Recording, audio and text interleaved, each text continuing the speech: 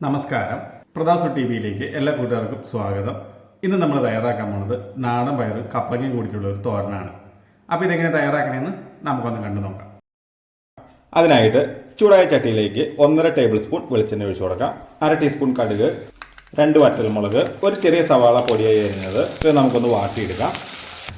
ഇനി അതിലേക്ക് ഒരു 3 പച്ചമുളക് വട്ടത്തിൽ അരിഞ്ഞത്, ഒരൽപ്പം കറിവേപ്പില, ഇതുകൂടി ഒന്ന് വാട്ടിയെടുക്കാം.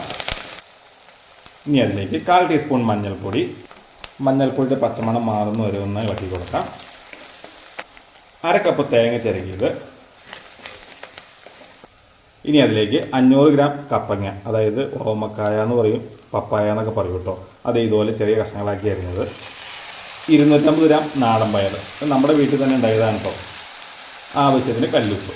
ഇനി ഇത് വേവാൻ ആവശ്യമായ വെള്ളം. ഞാനിപ്പോൾ ഇതിലേക്ക് 1/2 കപ്പ് വെള്ളമാണ് ഒഴിച്ചേക്കുന്നത്. എരിവിൻ്റെ അളവ് നിങ്ങൾക്ക് കൂട്ടുകയും കുറയ്ക്കുകയും ചെയ്യാം കേട്ടോ.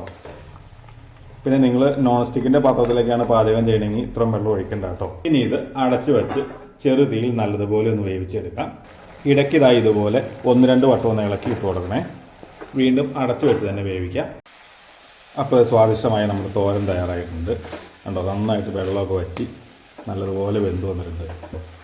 നമ്മുടെ കപ്പങ്ങയുടെ ഒരു ഗുണം എന്താണെന്ന് വെച്ചിട്ടുണ്ടെങ്കിൽ ഇത് വെന്ത് കുഴയില്ല, കഷ്ണം അതുപോലെ തന്നെ കിടക്കും. ചില കപ്പളങ്ങ വെന്ത് കുഴഞ്ഞു പോകും.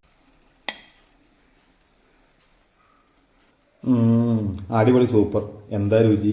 ഇത് ചോറിൻ്റെ കൂടെ മാത്രമല്ല കേട്ടോ, കഞ്ഞിയുടെ കൂടെ അടിപൊളിയായിരിക്കും. അപ്പോൾ തീർച്ചയായിട്ടും നിങ്ങളെല്ലാവരും വീട്ടിലും തയ്യാറാക്കി നോക്കുക. അപ്പോൾ ഈ രുചി എല്ലാവരിലും എത്തട്ടെ.